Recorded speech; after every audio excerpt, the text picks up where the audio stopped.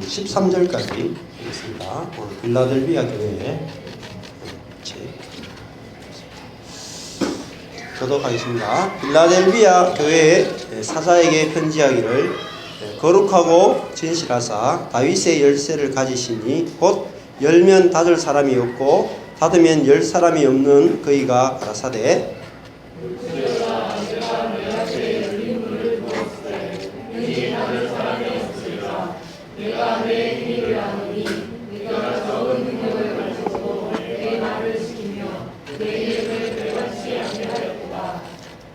보라 사단의 회 곧 자칭 유대인이라 하나 그렇지 않고 거짓말하는 자들 중에서 몇을 내게 주어 저희로 와서 내 발 앞에 절하게 하고 내가 너를 사랑하는 줄을 알게 하리라.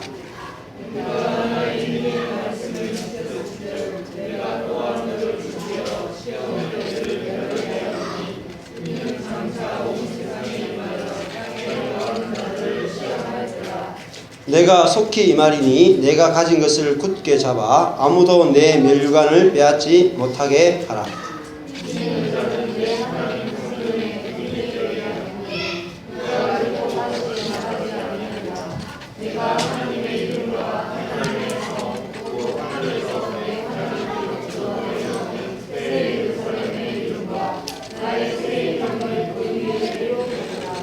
귀 있는 자는 성령이 교회들에게 하시는 말씀을 들을지어다. 아멘. 오늘 델비아 교회 7교회 초대교회 7교회 이야기를 하고 있습니다. 7교회 어떻게 외우라고 그랬어요? 에서버든 돈을 다 써버렸다. 에서버드 사빌라. 그러니까 빌이니까 이제 6번째 교회입니다. 빌라델비아라는 말은 형제 우애라는 뜻입니다. 형제 우애, 형제 사랑이라는 뜻입니다. 이 빌라델비아 교회 6번째 교회가 7교회 가운데 어떻게 보면은 가장 책망이 없는 가장 완전한 교회라가 이 빌라델비아 교회라고 할 수 있습니다. 가장 완전한 교회. 가장 완전한 교회는 어떤 교회겠습니까? 우리가 그 형제를 사랑할 수 있는 교회, 그죠? 형제를 사랑할 수 있는 교회. 그리스도의 그 사랑으로 형제 사랑이 가능해지는 거죠. 근데 형제를 사랑하는 것은 생각해 보시면은 내 가족도 아니잖아요, 그죠? 육신의 가족도 아닌데 교인들 안에서 형제를 사랑한다. 정말 우리가 어느 정도까지 사랑할 수 있을까요? 우리 자아가 파쇄되는 만큼 형제를 사랑할 수 있습니다. 우리가 가족들끼리는 어때요? 우리 차범근 집사가 돈을 벌어오면은 뭐 경미 집사가 돈 쓰는 데서 불만이 있습니까? 없죠? 당연하게 생각하죠. 당연하게. 왜 그렇습니까? 가족 사랑이죠. 가족 사랑. 근데 우리가 교회 안에 이렇게 누군가 돈 벌어오는 사람이 있고 쓰는 사람이 쓸 사람이 많이 있는데 내 돈, 네 돈, 내 돈이 없는 그런 교회. 생각만 해도 즐겁죠. 돈 많이 버는 분들은 좀 괴로울 수도 있어요. 그런 교회가 가능합니다. 초대교회도 있었고 또 그런 교회가 군데군데 나타나고 또 우리가 말씀이 들어가는 만큼 우리가 형제를 사랑하게 되어 있고 또 어떻게 보면은 우리가 꿈꾸는 것은 우리의 죄악된 본성이 십자가에서 다 파쇄되어지고 그 그리스도의 죽음 안에 우리의 옛 자아가 다 이미 죽어버리고 우리가 그 부활에 참여하는 것이죠. 뭔가 파쇄된 소리가 나는데 괜찮아요? 괜찮아요? 다치세요?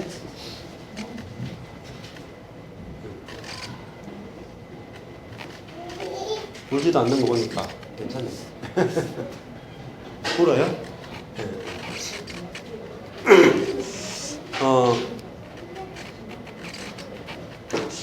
그래서 지난번에 말씀에도 우리가 계속 살펴본 것처럼 교회에서 우리가 이겨야 되는 게 뭐냐? 3장 12절에도 이기는 자는 이렇게 되어 있고요. 7교회마다 공통적으로 나타나는 말씀이 뭡니까? 이기는 자는, 이기는 자. 그죠? 또 이기는 자는 말고, 그 다음 또 뭐십니까? 13절에 보면은 귀 있는 자는 이렇게 되어 있습니다. 그러니까 7교회마다 계속 공통되는 말은 이기는 자, 또 귀 있는 자, 이렇게 되어 있습니다. 그러니까 귀 있는 자가 이기는 자예요, 귀 있는 자. 그러니까 하나님의 그 말씀이 들린다는 자체가 우리가 귀가 있다라는 것이죠. 그러면은 그 이긴다 그럴 때 우리는 뭘 이기느냐면은 우리의 죄악된 본성을 이제 이긴다는 거죠. 이긴다. 뭐가 싸웁니까? 결국은 내 안에 있는 그 죄의 본성, 그죠? 옛사람과 싸워서 이길 수 있는 사람이 되었다는, 그게 천년왕국입니다. 천년왕국. 그리스도와 더불어 보좌에 앉아서 통치한다, 다스린다 그럴 때 많은 다른 사람들을 통치하는 것이 아니라 사실은 내 자신을 다스리고 이기는 거죠. 내가 내 자신을. 내 안에 있는 그 죄성을 이기는 것이 바로 보좌에 앉아 다스리는 거예요. 그렇게 되어진다면은 우리가 다른 사람들을 다스릴 수 있어요. 다른 사람들을 어떻게 다스립니까? 내가 내 자신이 깨어지게 되면 다른 사람들을 어떻게 다스리냐? 십자가 위에 달려서 다스리는 거죠. 다른 사람보다 낮아져서 다른 사람보다 내가 더 큰 죄인이라고 고백해서 그렇게 다른 사람들을 섬기게 될 것이다. 그래서 갈라디아서 보면은 할래나 뭐할래나 우리가 아무것도 아니로되 뭐라 그랬습니까? 새로 지으심을 받은 자뿐이다.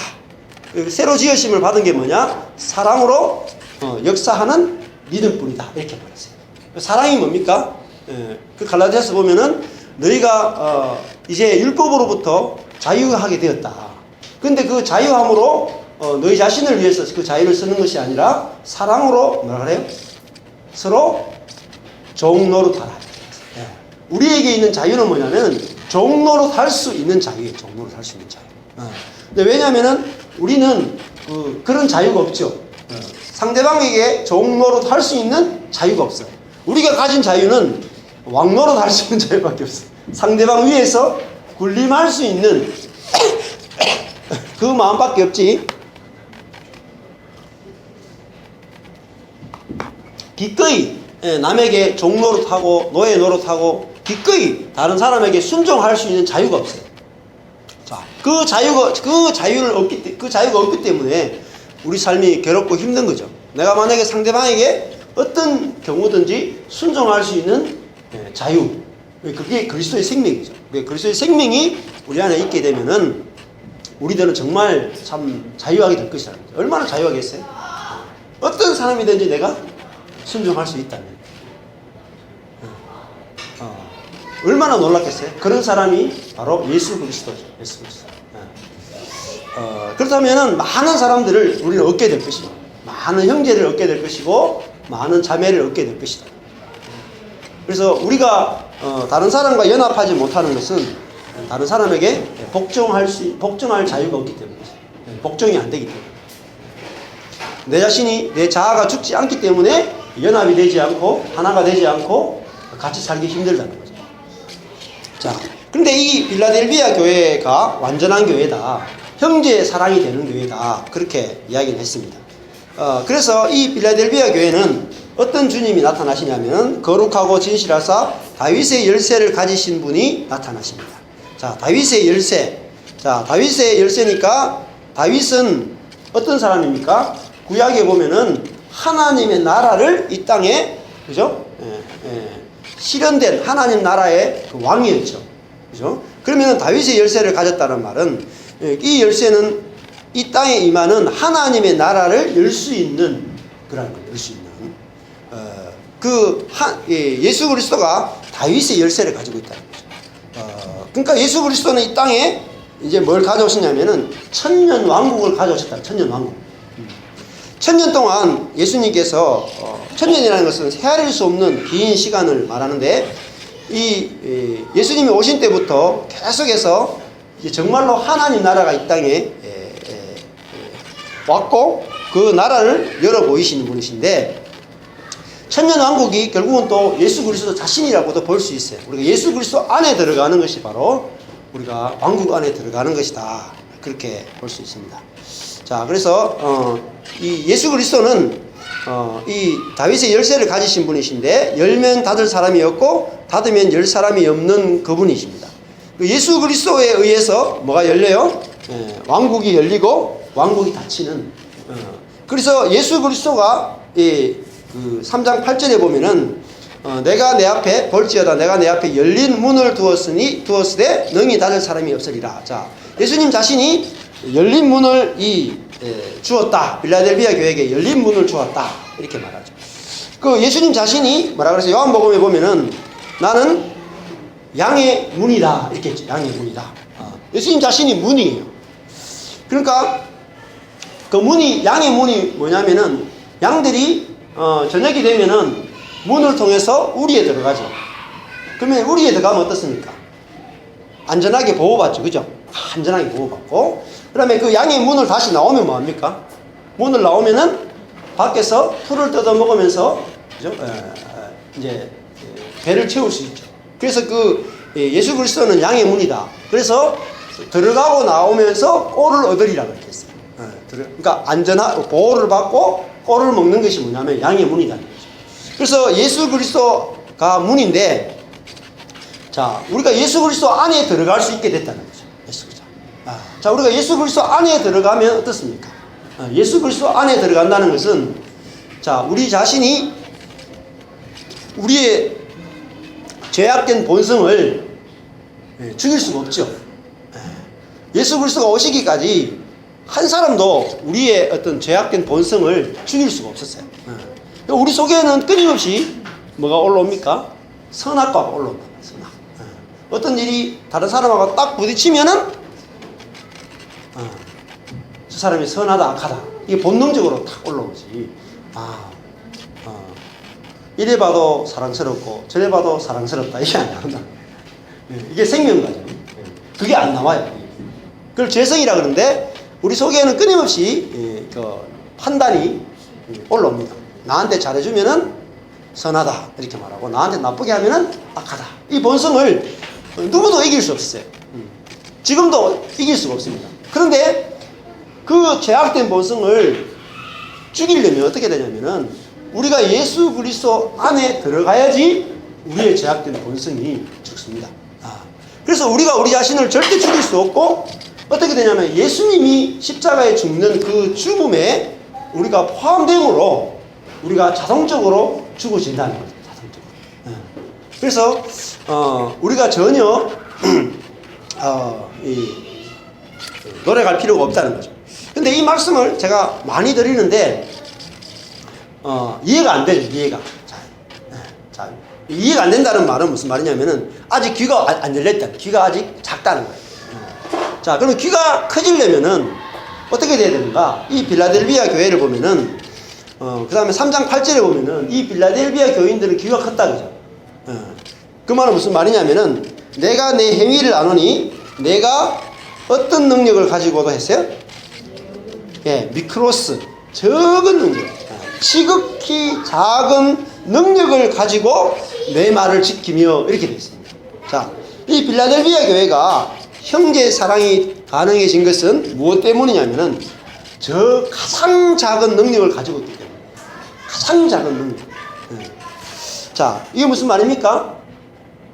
우리가 가장 작은 능력이라는 말은 나에게 능력이 하나도 없다는 것이에요. 능력이 없다. 자, 그만큼 어떻게 됐어요? 부서지고 파쇄가 됐다는 거예요. 우리가 누군가를 판단하지 않으려면은 우리 자신이 파쇄가 돼야 돼요. 우리 속에 아까 죄성이라고 하는 것은 뭐라 그랬습니까? 남을 판단하고 정죄하는 것을 죄성이다 이렇게 했는데 남을 판단하고 정죄하는 것이 없어지면은 우리가 정말로 행복한 삶을 살 수 있습니다. 근데 남을 판단하고 정죄하지 않으려면 어떻게 돼야 돼요? 우리 자신이 지극히 작은 능력, 그러니까 우리 자신이 능력이 없다는 사실을 알게 되면은 누구도 판단하지 않게 돼요. 자, 우리가 능력이 있는 부분에서 뭐가 나오냐? 정죄와 판단이야. 사람은 전부 다 남을 정죄할 때 자기의 능력이 있는 부분에서 남을 정죄합니다. 그리고 자기가 능력이 없는 부분에서는 정죄가 나가지 않습니다. 그래서 빌라델비아 교회는 작은 능력을 가지고 있기 때문에 남을 판단하고 정죄하지 않고 남을 사랑할 수 있는 그것이 나왔다는 거죠. 자, 그래서 하나님은 우리에게 어떻게 일하십니까? 우리의 능력을 깨뜨리는 쪽으로 일하신다. 깨뜨리는 쪽. 왜냐하면 하나님이 우리를 부르신 목적은 우리의 능력을 깨뜨려서 지극히 작은 능력이 없는 자인 것을 경험하게 해서 오직 그리스도로 사는 사람을 만들기 위해서입니다. 그래서 정말로 내가 능력이 없다 이러면은 남을 비난할 수 없어요. 제가 브라질의 그 선교사님 이야기, 허은석이라고 하는 여자 선교사님인데 부부가 같이 갔는데 그 여선교사님은 이렇게 폐암인가 그러 해가지고 몇 년 전인가 돌아가셨어요. 근데 그분이 이제 설교했던 그 영상이 유튜브에 올라와 있어요. 그분이 그 브라질에 정말 그 밀림 있죠. 브라질 밀림 진짜 현대의 브라질 사람 말고 완전히 밀림 속에 있는 인디어들 한테 가서 복음을 전했어요. 근데 그 브라질에 있는 인디어들이 이렇게 교회 와서 이제 예수를 믿고 현대식으로 입고 예배당도 짓고 이렇게 하는데 그 중에 한 사람이 이제 교회에 돈을 훔쳤더라고. 그 전에는 또 누구하고 이렇게 강간처럼 해가지고 애를 베게 하기도 하고 막 그 안에는 얼마나 그런 게 많겠어요. 근데 그 교회 안에 돈을 훔쳤는데 그 홍은석 선교사가 뭐라고 말하냐면은 그분은 행위로 훔쳤고 우리는 다 훔치고 싶었지만 점점 뺀다고 안 훔쳤을 뿐이다. 다 똑같습니다. 이렇게 이야기를 하니까 교회가 잠잠해져요.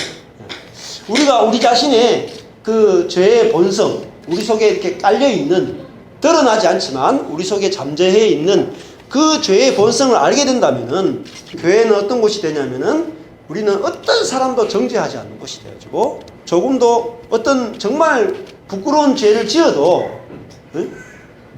부끄럽지 않는 모든 사람이 다 품어줄 수 있는 그런 교회가 된단 말이죠. 그래서 지금 우리가 잃어버린 것이 있다면은 우리 자신의 그 죄의 본성이 그리스도와 함께 완전히 깨어지고 우리가 그리스도의 성품에 참여하는 자로 하나님께서 우리를 만들어 가신다는 사실. 그것이 하나님이 우리를 부르신 목적이에요. 우리를 그리스도인으로 부르신 목적은 목회를 잘하는 사람으로 부르시지 않았습니다. 또 하나님의 어떤 비전을 위해서 열심히 일해서 많은 업적을 이루는 사람으로 부르신 것도 아니에요. 하나님이 우리를 부르신 것은 우리의 죄악된 본성, 죄악된 본성으로 살아가는 우리 옛자를 파쇄시켜서 우리가 하나님의 성품, 신의 성품에 참여함으로 하나님을 나타내는 우리 존재 자체가 하나님을 나타내는 그런 존재로 우리를 만들기 위해서 우리를 부르셨다는 거예요. 그것에 대해서 하나님 열심을 가지고 계시고 그것이 뭐냐면 그게 열린 문이죠. 예수 그리스도가 열린 문이라는 말은 자기 자신을 통해서 하나님을 드러내는 하나님을 나타내는 그런 분으로 우리에게 오셨다는 것이고 또 우리도 그런 열린 문과 같은 존재로 하나님께서 우리를 쓰시겠다는 것입니다. 그래서 3장 10절에 가보면은 내가 나의 인내의 말씀을 지켰은즉 이렇게 말했습니다. 인내의 말씀. 이거 인내가 휘포모네인데요. 견고히 쓰다 이렇게. 근데 또 다른 뜻이 있는데 부활을 기다린다는 부활을 기다린다. 부활을 기다리는 말씀입니다. 우리가 부활이 뭡니까? 우리 자신이 자아가 죄의 본성을 가진 자아가 완전히 파쇄되고 그리스도의 성품으로 변형이 되기 위해서는 뭐죠? 기다림이 필요하다. 기다림. 그래서 그 기다림의 말씀을 지켰다는 거죠. 보존했다는 말이에요. 테레오 보존했단 말이에요. 그래서 우리는 시간이 걸립니다. 한 사람이 그 죄의 본성을 가진 사람이 완전히 죄의 본성이 파쇄되어지고 그리스도의 본성, 죄의 성이라는 말은 죄의 본성이라는 말이고 예수 그리스도의 성품을 신성이라고도 말할 수 있을 것이고 우리가 예수 그리스도의 마음이라고도 표현할 수 있을 것입니다. 그래서 죄성을 가진 우리가 깨어져서 예수 그리스도의 성품에 참여하는 그런 자로 되는 과정에서 뭐가 필요합니까? 인내, 기다림이 필요하다는 거죠. 그걸 누가 하냐면은 하나님이 주도적으로 우리 삶에 개입해서 우리를 깨뜨리시고 어떻게 합니까? 우리를 약화시킨다는 거예요. 내 자신의 노력으로는 절대 안 된다는 것을 경험시킨다는 거예요. 그리고 나서 우리를 약화시켜서 약화되면 어떻게 됩니까? 약화되는 자체가 신의 성품에 참여가 나타나요. 우리 자신이 그리스도의 성품에 참여하는데 방해가 뭐냐면 우리가 선악과를 먹었기 때문에 선악과를 먹은 사람은 하나님처럼 돼 있죠. 하나님처럼 되기 때문에 굉장히 강하단 말입니다. 그래서 이집트에 있던 이스라엘 백성들을 가르쳐서 뭐라 그래요? 하나님께서 목이 곧은 백성이다. 완악한 자다. 강한 자다. 이렇게 표현하죠. 그러니까 우리는 태어날 때부터 굉장히 강한 자로 태어납니다. 강한 자로 태어납니다. 하나님처럼 된 자로 태어납니다. 그래서 하나님께서 그 사람을 깨뜨려가지고 지극히 작은 자, 적은 능력을 가진 자로 만들게 되면 어떤 일이 벌어지냐면은 하나님을 담는 그릇이 됩니다. 하나님과 연합할 수 있는 자가 됩니다. 그러면은 그 연약함과 약함 속에서 다른 사람을 다 품어낼 수 있는 그 긍휼과 사랑이 흘러나오게 돼요. 여러분, 만약에 저 같은 사람이 뭐 개척교회 목사님들 만나면은 정죄할 수 있겠습니까? 제가 그 개척교회 수준인데 정죄를 못 하겠죠. 근데 큰 교회 목사님들은 작은 교회 만나면은 왜 이렇게 능력이 없느냐 이렇게 판단하고 정죄하는 마음이 나올 수밖에 없죠. 그래서 우리가 약화되면은 그럴 수 있어요. 예를 들어 가지고 11조를 하는 사람과 하지 못하는 사람이 있어요. 그러면 11조 못하는 사람은 11조 못하는 다른 옆에 있는 형제를 정죄할까요? 안 할까요? 어떨 것 같아요? 정죄하려고 노력해도 정죄가 안 돼요. 맞죠? 네? 근데 11조 하는 사람은 다른 사람을 정죄하기가 쉽다는 거죠. 물론 11조 하면서 정죄가 안 되면 더 좋아요. 더 좋아요. 그게 더 좋은 거예요. 근데 11조를 할 수 없는 상황까지 내가 만약에 11조를 열심히 하는데 나는 열심히 돈을 벌어가지고 아까운 돈을 막 이렇게 하는데 내 속에서 11조 하지 않는 형제를 향하여 막 정죄하고 비판하는 마음이 나왔어요. 그러다가 내가 직장을 팍 잃어버리고 돈을 하나도 못 벌어. 11조를 못하는 상태가 되면 어때요? 옛날에 11조 안 하는 형제와 같아지는 거죠.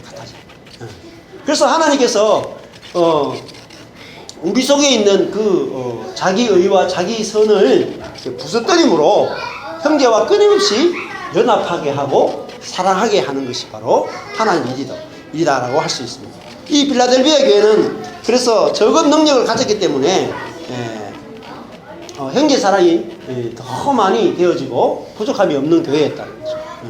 그래서 교회는 각자가 연약함을 가진 사람들이 모이는 것이 좋아요. 어떤 부분이든지 자기 연약함 가지고 있는 거예요. 근데 우리는 어떻습니까? 우리의 아담으로부터 받은 본성은 하나님처럼 완전하고 싶은 본성이 있죠. 그런데 그래서 우리 자신이 적은 능력을 가지는 것에 대해서 어떨까요?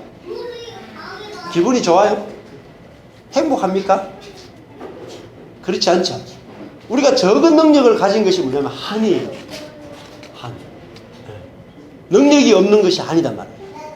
그것이 어디서 나오냐면 우리의 옛자로부터 나와요. 능력이 없는 것에 대해서 한을 품는 것. 그래서 더 능력을 갖기를 원하는 것.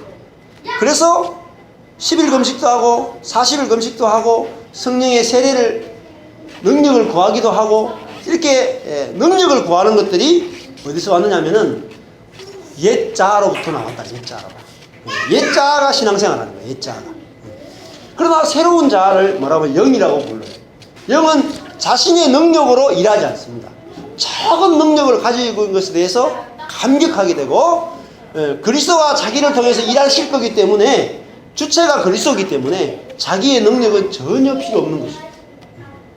그래서 자기 능력으로부터 자유케 됩니다. 그리고 다른 사람에 대해서도 능력을 보지 않게 된다는 거죠. 이 빌라델비아 교회는 그러니까 문이 열려 있죠. 열린 문을 주셨어요. 그러니까 닫히는 게 없단 말이에요. 우리가 작은 능력을 가지고 있는 것이 조금도 문제가 안 되면은 다치는 게 없어요. 다 열려 다 지나가요. 예수님께서 부활하신 다음에는 벽도 막 통과하고 막 다 지나가잖아요. 막힘이 없다, 막힘. 우리도 마찬가지입니다. 내 자신이 대부분 어디서 막히냐면 능력에서 막힌다. 내가 이 능력이 있어야 되는데, 우리 학생들도 마찬가지겠죠. 지금 중고등 학생들, 초등도 마찬가지고, 뭐 직장인도 마찬가지고, 다 한이 뭐예요? 나는 왜 이 정도의 능력밖에 없을까? 그 능력에 딱 갇히죠. 능력. 근데 그것이 바로 우리가 인본주의다. 가다가 내 능력이 딱 한계가 있으면 딱 막혀가 더 이상 가지를 못해. 그런데 세상 것은, 세상의 일은 능력이 중요합니다. 능력이 있어야지 일이 될 수 있어요. 그러나 하나님의 일은 능력이 필요 없다. 오히려 능력이 작을수록 좋아요. 왜? 하나님의 일은 많은 일을 하는 것이 아니라 형제 우애라는 거예요. 형제 우애. 형제와 사랑의 관계를 누리는 것. 사랑이 우리의 목적이고 사랑이 우리의 전부이기 때문에 우리가 연약할수록 더 많은 사랑을 우리가 경험하고 누릴 수 있다는 거죠. 그래서 아무것도 소유하지 않는 사람은 굉장히 자유해집니다. 우리 자신이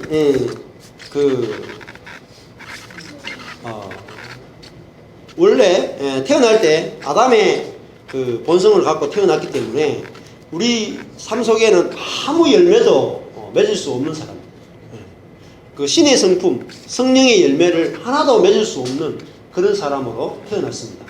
그래서 우리가 예수를 믿고 정말 성령의 열매를 맺는 그런 사람이 될 수 있을까?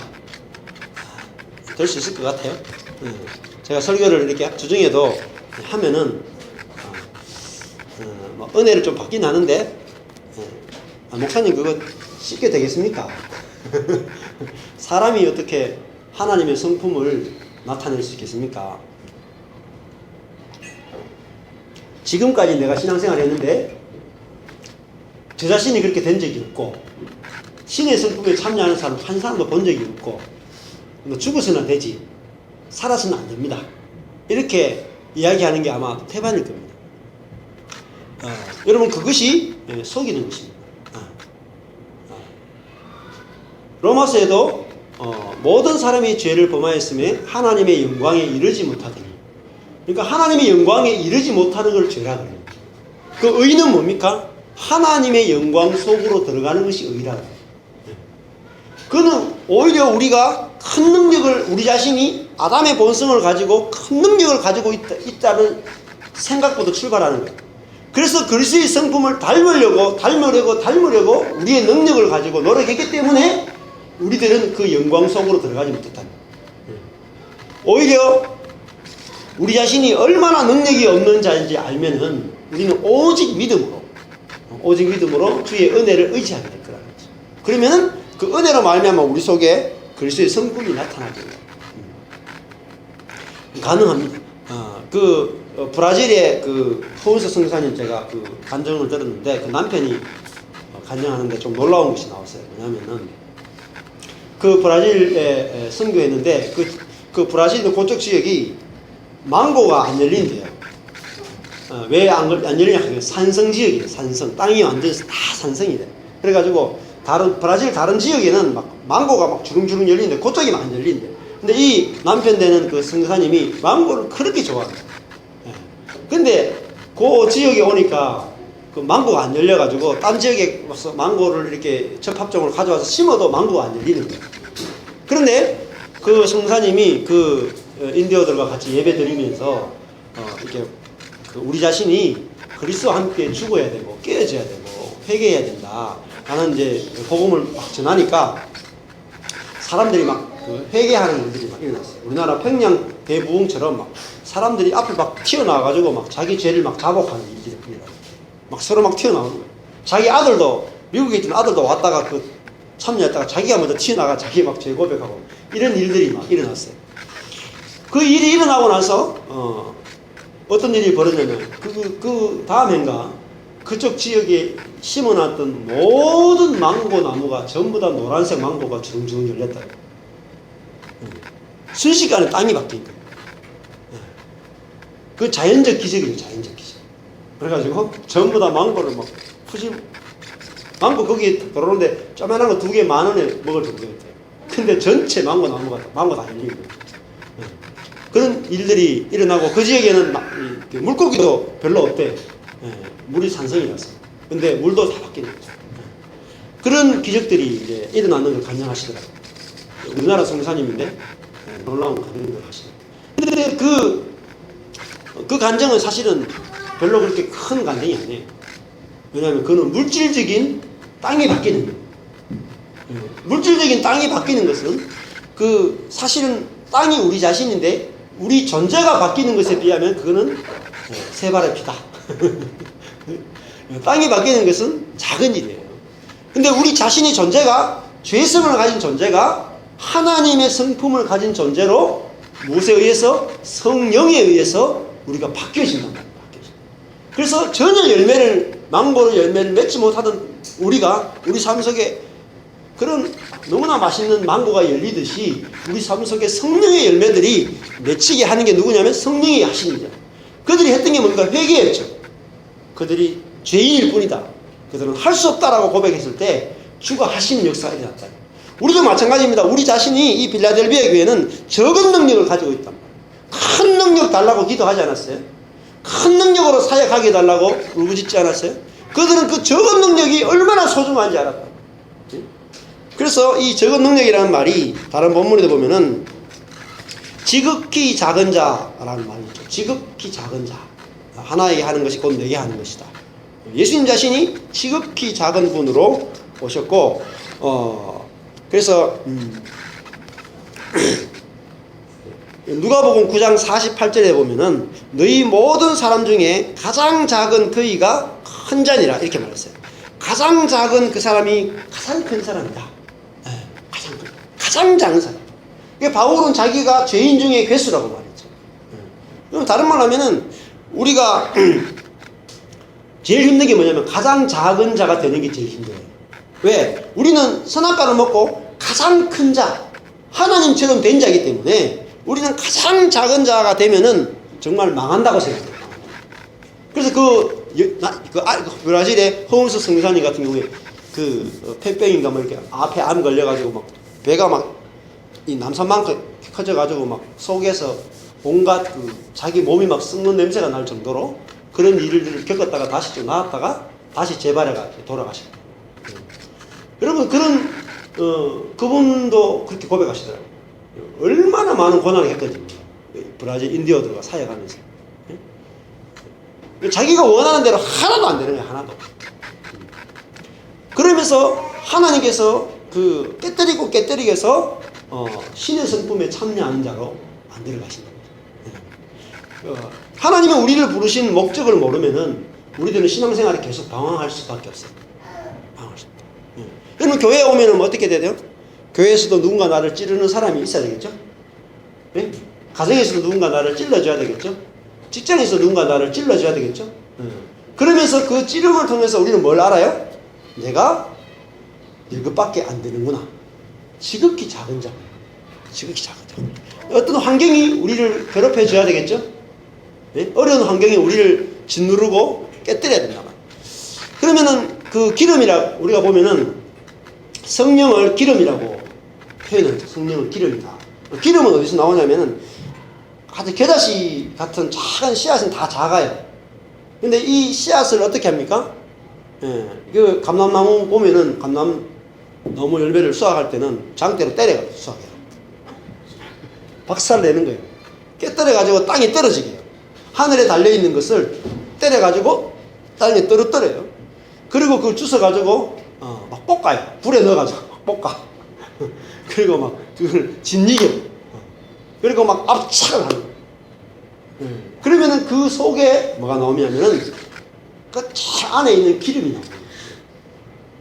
그러니까 하늘 높은 보좌에 있는 것을 떨어뜨리고 자기 속에 부풀어 오른 것을 다 깨뜨려서 그 사람 속에 뭐만 나오냐면 존재만 딱 나와요. 존재가 뭡니까? 너는 아무것도 아니야. 너는 피조물에 불과해. 너는 한계를 가진 인간이야. 그걸 알게 한다. 너는 지극히 작은 겨자씨 하늘과 같아. 우리가 내 자신의 존재를 봐야지 어떤 일이 벌어지냐면은 내가 정말 여기 우리가 한이었단 말이야. 나는 하나님처럼 되고 싶은데 하나님은 나를 지극히 작은 먼지와 같은 존재로 내 자신을 인식하게 만드는 거예요. 그러면은 다른 말하면 우리 자신이 100년도 살지 못하는 인간이라는 사실을 확실하게 아셔야 돼요. 100년 못 살아요. 죄송하지만은 50년, 저도 이제 50년 살까 말까 지금 카운트다운 들어갔어요. 50살이기 때문에 100살까지 살아도 50년밖에 못 살아요. 근데 이것이 얼마나 큰 축복인지 아십니까? 100년을 못 산다는 사실. 여러분, 우리가 영원토록 우리 육신을 입고 영원토록 산다면은 어때요? 마음껏 하나님을 배반해도 되고 내 마음대로 살아도 돼요. 내 마음대로 살아도 돼요. 그러나 우리가 약하기 때문에 어떻게 돼요? 하나님 앞에 하나님이 꼭 필요하게 되고 그 다음에 회개할 수 있어요. 회개. 그래서 천사는 왜 회개 안 하는지 아십니까? 천사는 육신이었기 때문에 죽지 않는다. 영원히 살기 때문에 회개할 필요가 없어요. 회개 안 한다. 근데 우리는 너무나 연약한 존재이기 때문에 조금만 찔러도 아야 하면서 주님 잘못했습니다. 너무나 쉽게 회개될 수 있는 존재다. 우리 애들도 그렇잖아요. 힘이 말 안 듣고 고집 피우는데 회초리 2방이면 끝나. 근데 제가 천사라면은 어떻게 때리겠어요? 날아다니는데. 근데 우리의 그 약함이 우리를 돌아서게 만들고 회개케 만들고 하나님과 연합하게 만들고 그렇지 않고 하나님과 연합하여 하나님의 뜻으로 살 수 있도록 만들어준다는 거죠. 그래서 우리 자신의 약한 것이 얼마나 큰 축복인가. 그래서 우리를 새로운 피조물로 만든다. 그럼 옛 피조물에서 새로운 피조물로 만드는 게 뭐죠? 아주 강하고 능력 있고 지혜로운 자를 약하고 미련하고 약한 존재로 만드는 것이 새로운 피조물입니다. 그래서 그리스도와 연합되어서 그리스도만으로 사는 존재로 우리를 만드신다. 이게 새로운 피조물이에요. 그래서 이 적은 능력을 가지고 적은 능력을 가졌기 때문에 예수님의 말 로고스 그 말인데 무슨 말이냐면은 8절에 내 말을 테레오 보존하며 그렇죠. 자, 내 말이 어디 가냐 10절에 인내의 말씀을 테레오 지켰습니다. 여기 말이 로고스인데 어디가 연결되냐면은 이 내 말이 뭐냐면 인내의 말씀입니다. 인내의 말씀이 뭐죠? 예수님은 인내하라. 내가 온다. 내가 네 속에 올 거다. 성령을 기다려라. 성령을 기다려라. 너의 약함이 약함으로 끝나는 것이 아니라 네가 약하기 때문에 내가 연합하여서 너를 살리겠다. 부활시키겠다. 나의 생명으로 살게 해주겠다. 그것이 바로 인내의 말씀입니다. 그러니까 내 자신이 이렇게 생각해 보세요. 내가 막 다른 사람들이 쉽게 사랑이 돼요. 성품이 워낙 좋아가지고. 그런 사람은 인내할 필요가 없어요. 웬만한 사람들 다 품고 뭐 이렇게 해가지고 사랑해가지고 관계도 좋아요. 근데 뭐 조금 뭐 사람 만났는데 이 사람 만나면 이게 걸리고 저 사람 만나면 저게 걸리고 사람마다 다 걸리는 사람이 있어요. 그런 사람은 어떻게 됩니까? 지극히 적은 능력을 가지고 있죠. 그죠? 예. 만나는 사람마다 걸리는 사람. 근데 그 사람은 어떻게 하겠어요? 인내할 수가 없어요. 그리스도가 내 자신이 그런 다른 사람과 계속 부딪힘을 통해서 내가 사랑이 없다는 사실을, 사랑의 능력이 적다는 사실을 인식하게 되면서 그리스도가 내 안에서 사시는 것을 기다릴 수밖에 없다는 거죠. 그게 인내의 말씀이에요. 그러면 어떤 일이 벌어집니까? 내 천연적인 사랑으로, 천연적인 태어날 때부터 가졌던 성격으로 사랑하는 사람은 원수를 만나면 깨집니다. 평소에 잘 지내다가. 그러나 자기 자신이 사랑이 없다는 사실을 경험한 사람은 자기 사랑을 다 내려놓고 이제 항복하게 되면은 그리스도의 사랑이, 그리스도가 그 속에서 역사하게 되면은 그리스도의 사랑이 흘러나온다. 그러면 그 사람은 많은 사람들을 품게 될 거라고. 네.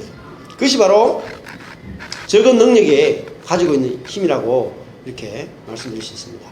그 다음에 그 밑에 보시면은 9절에 가보면은 보라 사단의 회 곧 자칭 유대인이라 하나 그렇지 않고 거짓말하는 자들 중에서 몇을 내게 주어 저희로 와서 내 발 앞에 절하게 하고 내가 너를 사랑하는 줄을 알게 하리라. 이렇게 되어 있습니다. 자, 요한계시록에 사단이 잘 등장합니다.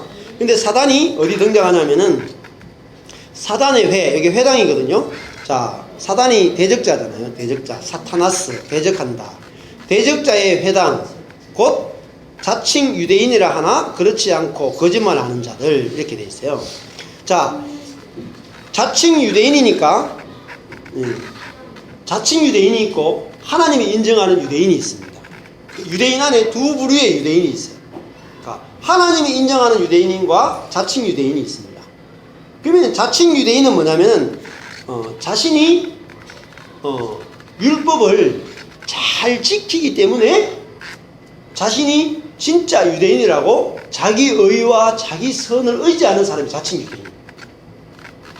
근데 하나님이 부르신 유대인은, 진짜 유대인은 뭐냐면은 은혜로 남은 자를 진짜 유대인이라고 해요. 진짜 유대인.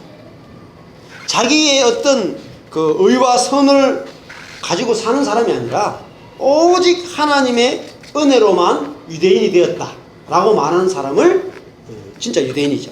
근데 자칭 유대인은 자기 의를 나타내죠. 그 유대인들은 뭘 구합니까? 표적을 구하고 능력을 구하고 그런 사람들이죠. 그래서 이 유대인들이 이 빌라델비아 교회 사람들을 보면 어떨까요? 하찮게 여긴단 말이죠. 자기들은 뭐합니까? 안식일도 지키고, 그죠? 구제도 하고, 이 두루마리, 구약 성경도 너무너무 잘 알고, 성경 연구도 많이 하고, 정결 예식도 지키고, 금식도 하고, 이렇게 하는 자기 자신의 그 행위들을 자랑한단 말이죠.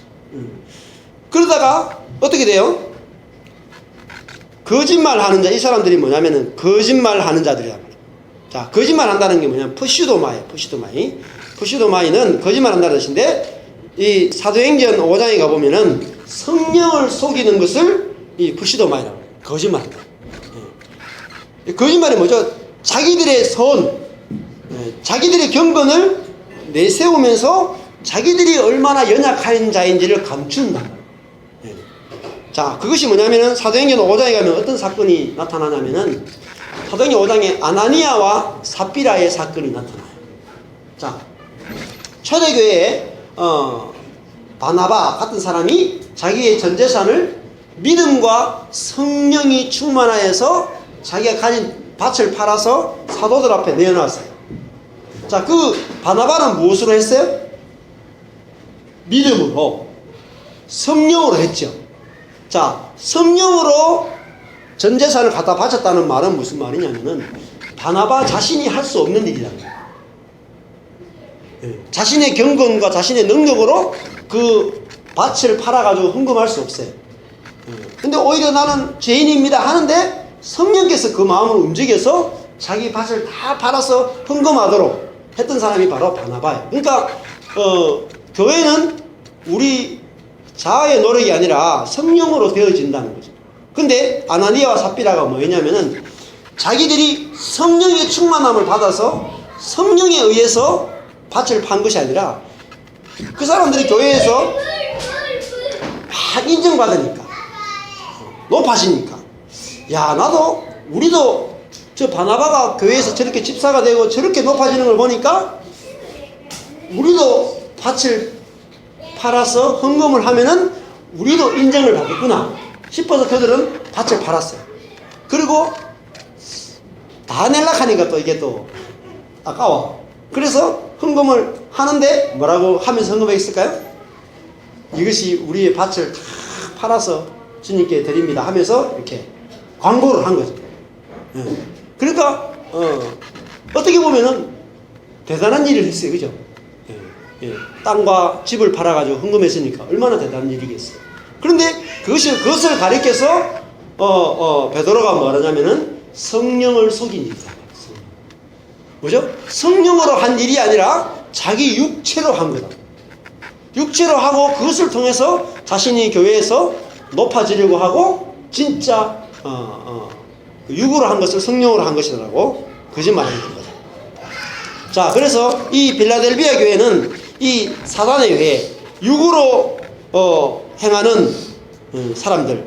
그러니까 이 사람들 지금 어디 있을까요? 지금 교회 안에 있단 말이에요. 교회 안에. 교회 안에 이런 사람들이 들어와 있단 말이에요. 그런데 그 사람들을 어떻게 되냐면은 저희로 와서 내 발 앞에 절하게 하고 내가 너를 사랑하는 줄을 알게 하리라. 이 사람들이 굴복한단 말이에요. 이렇게 경건한 사람들이 빌라델비아 교회 성도들을 보고 교회를 보면서 어떻게 돼요? 무릎을 꿇는다. 왜 무릎을 꿇을까요? 자기들이 아무리 노력해도 이 사람들 속에 나타나는 형제의 사랑을 닮을 수가 없다.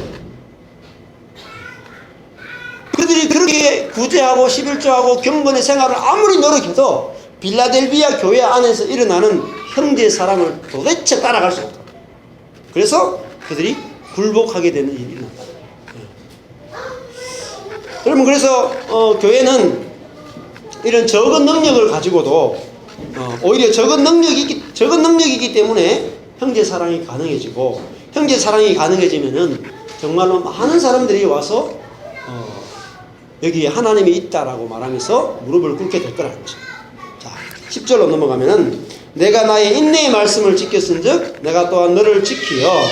자, 말씀을 지켰기 때문에 주님도 이 빌라델비아 성도들을 테레오, 보존하고 지키어서 시험의 때를 면하게 한다. 이렇게 되어 있습니다. 근데 이 시험은 누구에게 임하십니까? 이는 장차 온 세상 위에 임하여 땅에 거하는 자들을 시험할 때라. 온 세상이 오이쿠메네 되고, 첫 번째 장차 온 세상 할 때 온 세상이 세상이 오이쿠메네고, 그 다음에 세상에 임하여 땅에 갈 때, 땅에가 이제 그 개거든요. 개. 땅에 거하는 자들을, 즉 다른 말 하면은 육에 거하는 자들이라고 해석했어요. 육에 거하는 자들은 늘 어떻습니까? 시험을 당하게 됩니다. 시험. 네. 자기의 능력 안에서 거하는 사람들, 자기의 경건을 자랑하고 자기의 힘을 자랑하는 사람들은 어려움이 닥쳐오면은 그것이 큰 환난이 되어서 불시험이 올 때 그것들이 다 잃어버린다. 고린도서에 가보면은 나무와 풀과 짚으로 자기 신앙생활을 세운 사람은 환난이 올 때 다 타버리고 아무것도 남는 게 없다. 그러나 우리가 적은 능력으로 오직 그리스도로 이제 신앙생활하게 되면은 불이 오면 올수록 어때요? 불이 오면 올수록 더 금과 은과 보석은 더 나타날 게 있어요. 더 선명하게 나타나게 됩니다. 자, 11절에 내가 속히 이 말이니 내가 가진 것을 굳게 잡아. 자, 네가 가진 게 뭐겠어요? 인내의 말씀이죠. 인내의 말씀. 여기서 가진 것이 10절에 인내의 말씀, 그리고 8절에 내 말을 보존하다. 이렇게 다 이렇게 내 말, 인내의 말씀, 가진 것 이렇게 연결시키시면 되겠습니다. 굳게 잡아서 아무도 내 면류관을 빼앗지 못하게 하라. 자, 면류관은 그 앞에도 보면은 다른 교회에 보면은 무슨 면류관 그랬습니까? 생명의 면류관이라고 그랬죠. 자, 이것을 면류관, 생명의 면류관이다 이렇게 할 수 있어요. 우리에게 있는 면류관은 무엇입니까? 부활이 바로 우리의 면류관입니다. 하나님의 생명에 참여하고 하나님의 성품에 참여하는 것이 바로 우리의 면류관입니다. 그래서 짐승과 같이 우리 자신의 욕망을 위해서 태어난 우리들을 하나님께서 깨뜨려서 우리를 양과 같은 자로 우리를 바꾸시는 거예요. 그것이 바로 면류관입니다.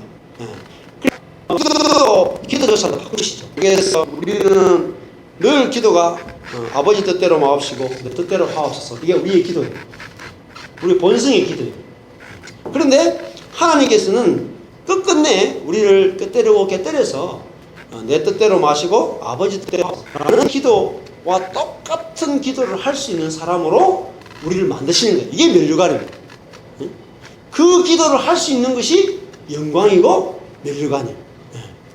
여러분 그 기도를 정말 내 속에서 기쁨으로 할 수 있는 것, 그게 면류관이죠.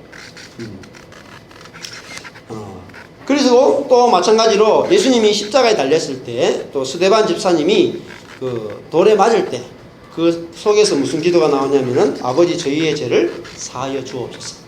이게 면류관이죠. 내 존재를 통해서 그리스도의 성품이 나타납니다. 이 면류관을 이게 우리가 인생에서 가질 수 있는 면류관이에요.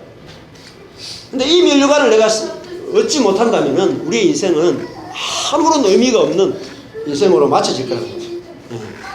그래서 이 면류관을 우리가 누리는 것은 적은 능력을 하나님께서 우리를 깨뜨리시는 이유를 알아셔야 돼요.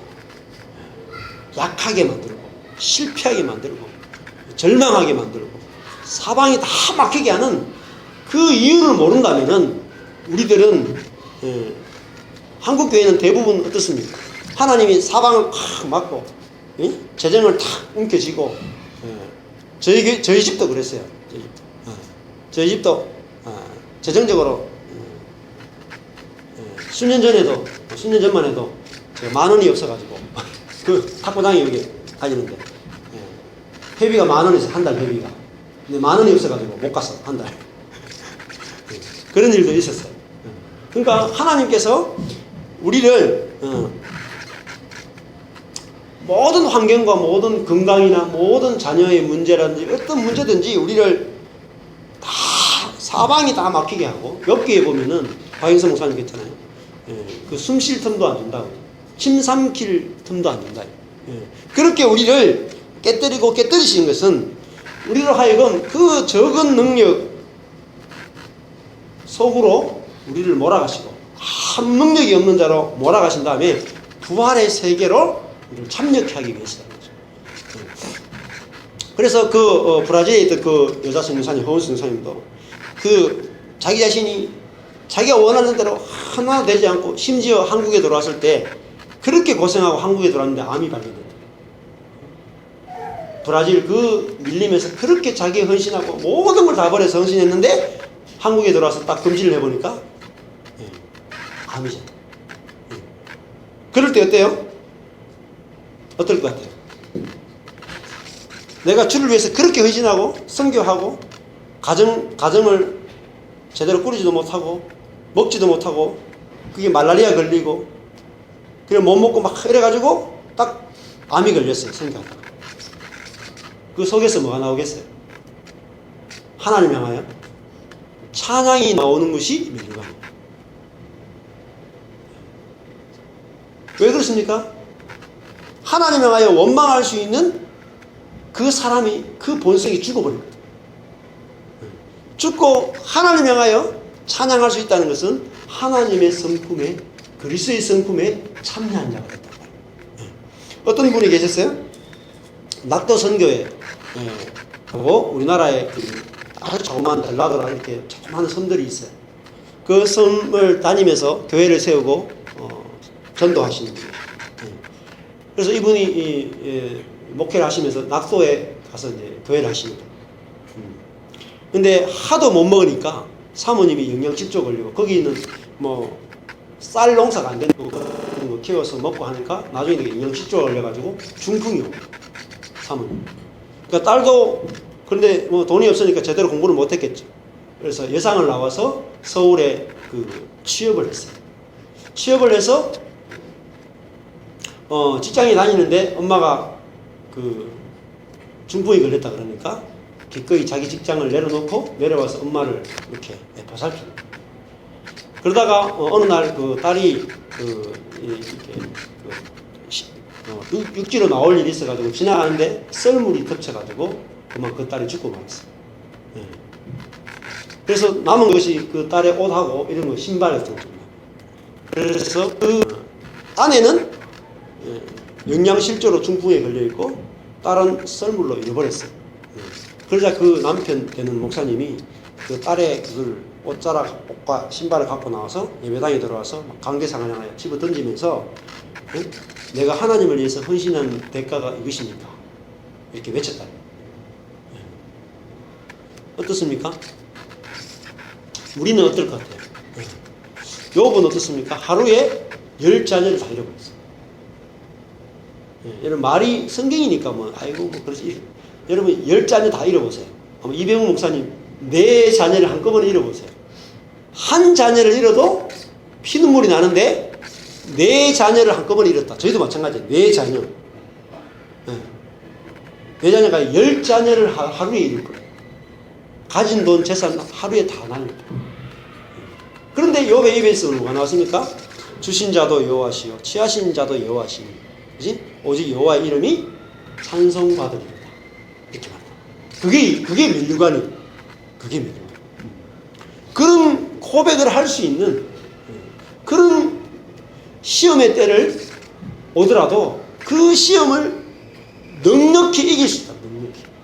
그 예수 그리스도의 사랑이 우리를 붙들게 될 때 우리가 그 고난도 넉넉히 이기는 사람입니다. 그럴 때 그 사람 속에서 풍겨오는 그리스도의 향기가 있다는 것입니다.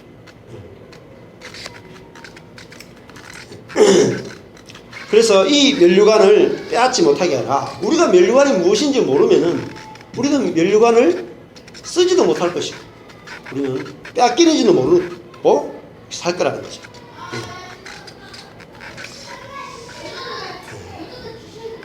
이기는 자는 12절에 이기는 자는 내 하나님의 성전에 기둥이 되게 하리다. 자, 이런 환난을 당할 때에 이긴다. 즉 주님을 향하여 찬양이 나옵니다. 주님의 그 예수 그리스도의 성품이 나와서 그 넉넉히 이기는 자들은 적은 능력을 가졌기 때문에 우리는 이길 수 있습니다. 이기는 자는 내 하나님의 성전에 기둥이 되게 한다. 즉 다른 말로 하면 성전의 기둥이 되는 것은 바로 성전이 되는 것입니다. 성전은 바로 하나님이 나를 성전 삼아서 내 안에 거하심으로 내 자신이 뭐가 돼요? 하나님의 영광, 하나님의 성품을 나타내는 자가 됩니다. 이 땅에서 얼마나 영광스럽습니까? 그것을 되게 해주시겠다는 거예요. 그리고 그가 결코 다시 나가지 아니하리라. 성전 자신이 되어버렸기 때문에 하나님이 나를 성전 삼으셨기 때문에 우리가 주님과 이제는 분리되지 않는 그런 삶을 살게 될 거예요.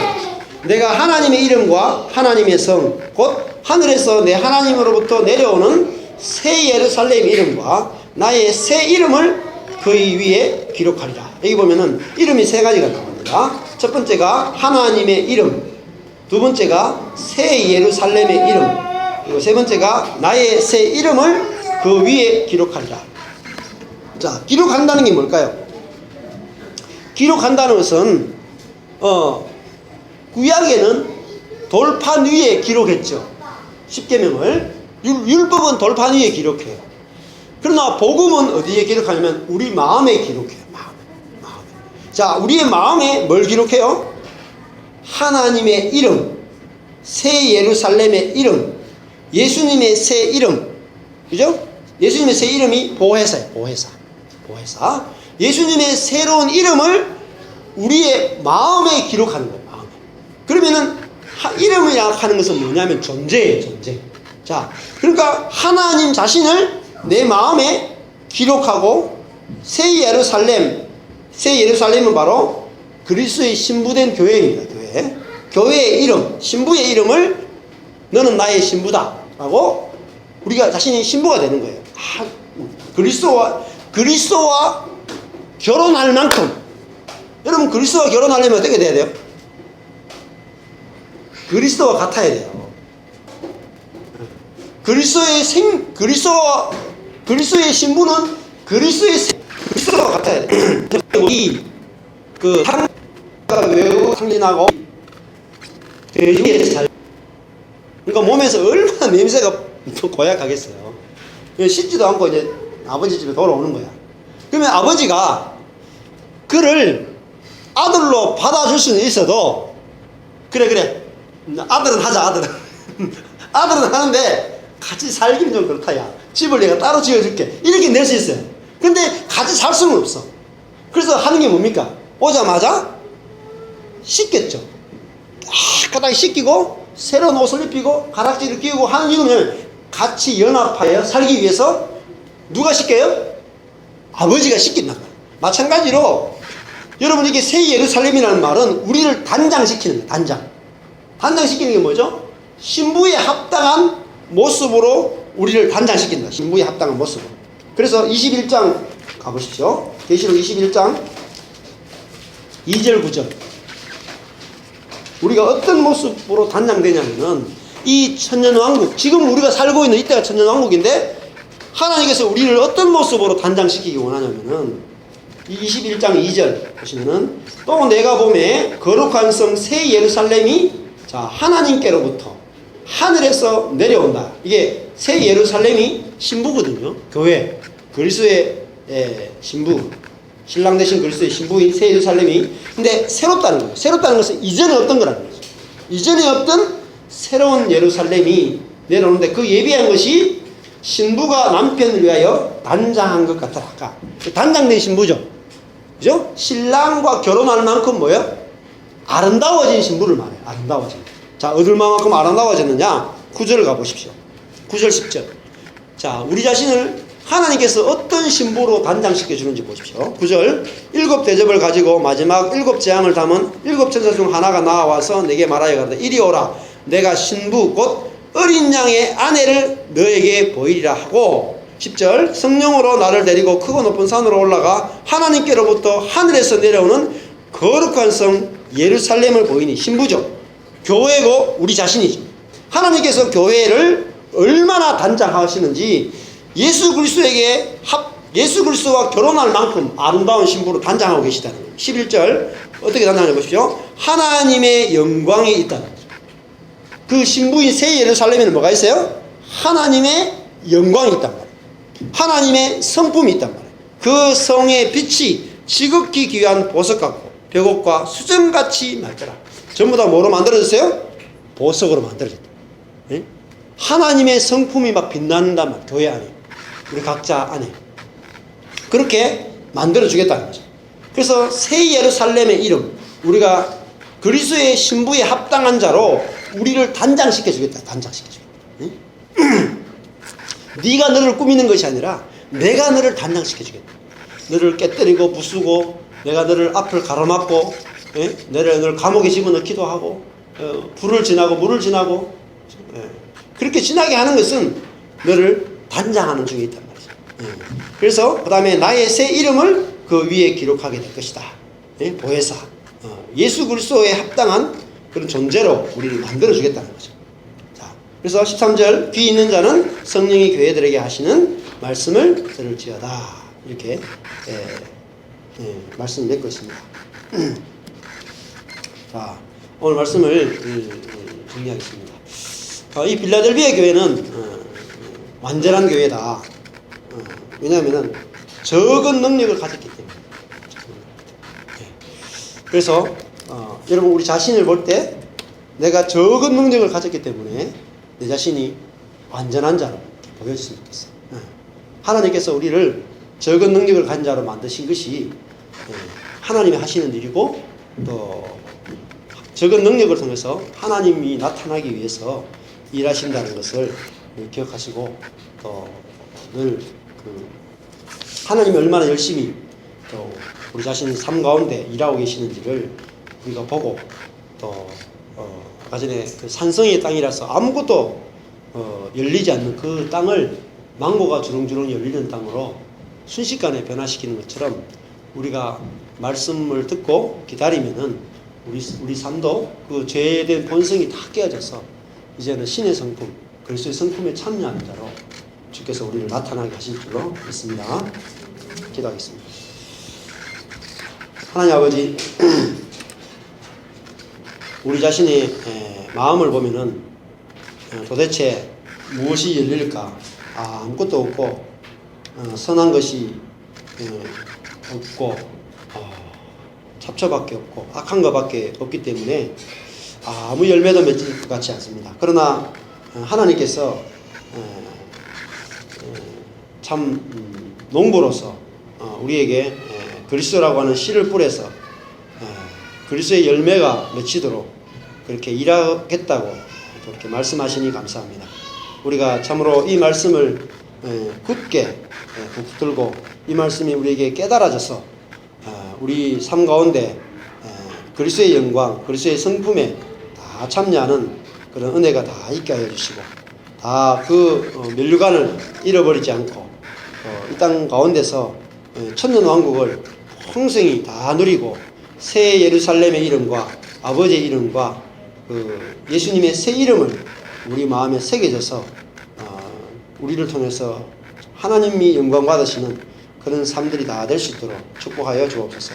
지금은 우리 주 예수 그리스도의 은혜와 하나님의 사랑하심과 성령님의 교통하심이 오직 적은 능력을 가진 것이 하나님의 놀라운 은혜요 하나님의 계획이요 하나님의 목적임을 보고 그 은혜를 누리기를 소망하는 성도들 머리 위에 영원토록 함께 하실지어다. 아멘. 감사합니다.